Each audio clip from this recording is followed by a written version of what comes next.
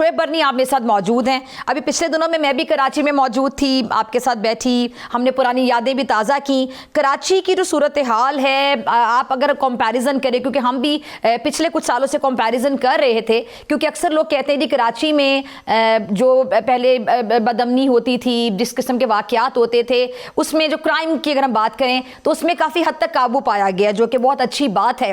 लेकिन सफाई सुथराई के लिहाज से कचरा जब जगह जगह गिरा होता है, इसके लिहाज से जो कराची के शहरी हैं वो अक्सर शिकायत करते दिखाई देते हैं। चूँकि आप भी सहाफ़ी हैं और जब सहाफ़ी लोगों में बैठते हैं, इवन आप किसी रेस्टोरेंट में भी चले जाएँ, किसी ढाबे पे चाय पीने भी चले, तो लोग आपके पास शिकायत लेकर आ जाते हैं। अगर आपको पहचान लें कि जी आप टीवी पे आवाज़ उठाइएगा। तो शोएब, क्या हालात हैं कराची के लोग अब किन मसाइल से दो चार हैं?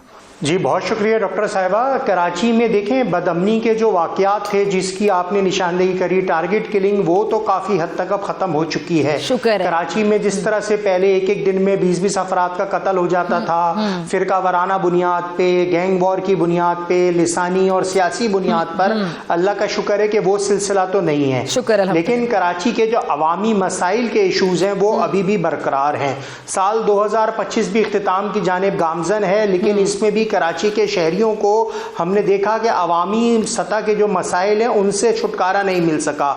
कराची में हुकूमत सिंध की जानिब से जो मेगा तरक्याती प्रोग्राम शुरू किए गए, जिसमें रेड लाइन बीआरटी है, इसके साथ येलो लाइन सर्विस है, इसके साथ जिस तरह से शाहराह भुट्टो है, इसके अलावा करीमाबाद अंडरपास हो गया, गुलिस्तान जौहर अंडरपास हो गया, वो मंसूबे मुकम्मल नहीं हो सके, जिसकी वजह से कराची के शहरी रोज़ाना घंटों ट्रैफिक जाम में अजियत का शिकार होकर ज़िंदगी गुजार रहे हैं। दूसरी जानिब आपने देखा कि कराची में गटर के ढक्कनों का मामला आजकल सोशल मीडिया और टीवी चैनल्स की स्क्रीन पर रोजाना नशर होता है। गुज़िश्ता रोज भी कोरंगी में एक बाबा जी बुजुर्ग जो हैं वो गटर में गिर के मर गए।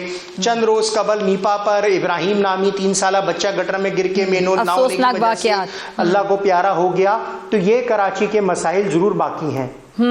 अच्छा शोएब, आपको मैं याद करवा दूं, जरा पानी वाला मसला आप भूल गए, वो K4 मंसूबा कहाँ पहुंचा, जरा उसके बारे में भी थोड़ा अपडेट करें। देखें, K4 मंसूबा तो काफ़ी अरसे से इल्तवा का शिकार है। अभी भी उसका यूनिवर्सिटी रोड पे काम हो रहा है, उर्दू यूनिवर्सिटी के करीब, लेकिन वो कब जाके कराची वालों को उससे पानी नसीब होगा, इस बारे में अभी भी कुछ कहना कबल-अज़ वक्त है। क्योंकि कराची में जिस तरह से पानी का पता है आपको कि अरबों रुपए का कारोबार होता है। इसको कारोबार क्या, इसको आप एक धंधा कह लें कि जिस तरह से टैंकर माफिया कराची में पानी बेचता है, लोगों के घर में पीने का पानी नलके से नहीं आता और वो वाटर बोर्ड से पानी लेने के बजाय टैंकर माफिया से टैंकर खरीद के पीते हैं। यौमिया कराची में ये करोड़ों रुपए का कारोबार है जो कि रोजाना कराची में होता है।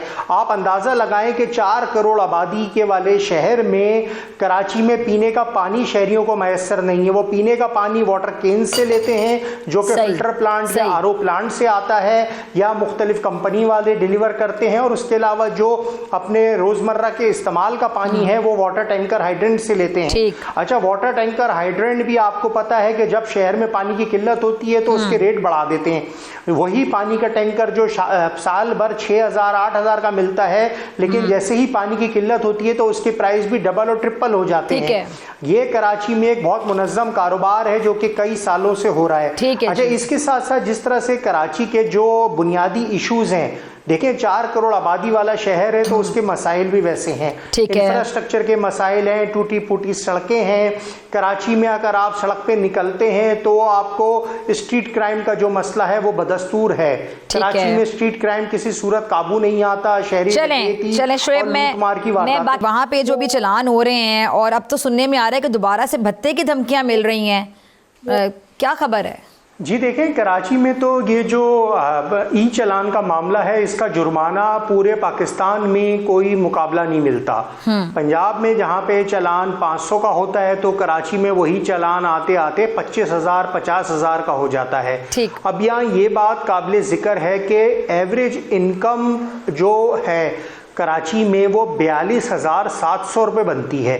तो 1,700 रुपये में जो शख्स अपना कुंबा चलाएगा, अपना घर चलाएगा, अगर उसका मोटरसाइकिल पे हेलमेट ना लगाने का 10,000 का चालान होगा या सीट बेल्ट ना पहनने पर चालान होगा या जो दीगर वायलेशंस हैं उस पर चालान होगा, तो किस तरह से वो चालान अदा किया जाएगा? दूसरी बात ये रही कि सिंध हुकूमत ने पिछले कोई 48 दिन के दौरान सहाफ़ियों को बताया कि जनाब ई चालान की मद में 1.25 अरब रुपए के चालान काट दिए गए। 1.25 अरब रुपए के ई चालान तो शहर में कटते हैं, लेकिन कराची में 50 रोज़ के दौरान कोई सड़क नहीं बन रही, कहीं पर खड्डे ख़त्म नहीं होते। सड़कों पे सूरत हाल ये है कि शारे फैसल और चंद सड़कों को छोड़कर आपको सड़क पे गाड़ी चलाते हुए गड्ढे से बचने के बजाय सड़क ढूंढनी पड़ती है कि आप वहाँ से गुजर जाएं। मोटरसाइकिल सवार कराची में 77 लाख हैं, वो तमाम जो है आहिस्ता आहिस्ता कमर जो कि उनकी स्पाइनल कॉर्ड होती है उसके मरीज बनते जा रहे हैं। लोगों के मोरे हिल गए जिनको आप जोड़ कहते हैं। तो लोग कैसे कराची में जिंदा हैं, खवातीन हो बच्चे हो, जब वो मोटरसाइकिल से गुजरते हैं। सबसे ज़्यादा इस वक्त जो अफेक्टेड रोड है कराची में वो यूनिवर्सिटी रोड है, जिस पे जामिया कराची, एनईडी यूनिवर्सिटी जो मुस्तकबिल के इंजीनियर बना रही है, Dawood university, sir Syed university, आपका पाकिस्तान का जो ब्रेन ड्रेन वाला मामला है वो इन यूनिवर्सिटीज़ में जब बच्चे 4 साल पढ़ते हैं, 5 साल गुजारते हैं रिजल्ट आने तक, वो इस ट्रॉमा से गुजरते हैं कि टूटी फूटी सड़कों, मट्टी धूल में उन्हें गुजर के अपनी जामियात तक आना पड़ता है। तो आप कैसे फिर ये देखेंगे? तो फिर शुएब सवाल भी तो पैदा होता है, शुएब बरनी मुझे की समझ नहीं आ रही है। तो आप कराची की हालत बता रहे हैं, जो वहाँ का एक इतना सिंध का सबसे खूबसूरत शहर है, तो अंदरूने सिंध कितना काम हुआ है, अंदरून सिंध में बहुत ज़्यादा काम किया गया, इसके दावे पीपल्स पार्टी करती है, तो वाकई फिर वो दावे बिल्कुल सही है? जी देखिए, पीपल्स पार्टी की तो कंजेक्टिव गवर्नमेंट्स है ना, पीपल्स पार्टी का तो कोई मुकाबला नहीं है, उन्हें किसी भी तरह से कोई हरीफ जमात टफ टाइम नहीं दे सकती। तीसरी मरतबा मुराद अली शाह साहब जो हैं वो कंजेक्टिव सीएम हैं।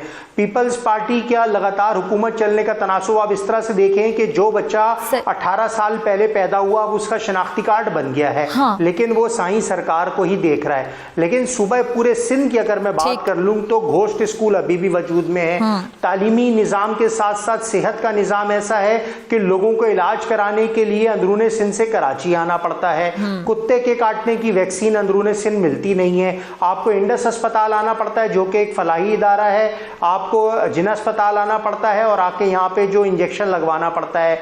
अगर तो वहाँ पे जब हॉस्पिटल्स की आप हालत बता रहे हैं कि दून सिंध से लोग यहाँ पे कराची में हॉस्पिटल्स का रुख करते हैं, तो वहाँ पे डॉक्टर्स की, पैरामेडिक स्टाफ की, या वहाँ पे जो अगर आप वहाँ की सफाई सुथराई के इंतजामात हैं, आप बतौर सहाफ़ी जब कभी गए कैमरा लेके, तो आप मुतमईन हैं? जी देखिए, कराची हो या पूरा सूबा हो, कहीं भी सरकारी सतह पे जो अस्पतालों की सूरत हाल है उसको हम तसल्ली बख्श किसी सूरत नहीं कह सकते। वो के पीपल्स पार्टी ने कार्डियोवैस्कुलर अस्पताल और जो सिविल अस्पताल है उसकी हालत ज़ार कराची में काफी तब्दील करी है। इसी तरह जो गंबट अस्पताल है वहाँ की सूरत हाल, चलें जी, कुछ हॉस्पिटल्स की आपको सूरत हाल बेहतर नजर आती है, तो पूरे सूबे के लोगों के लिए काफी नहीं।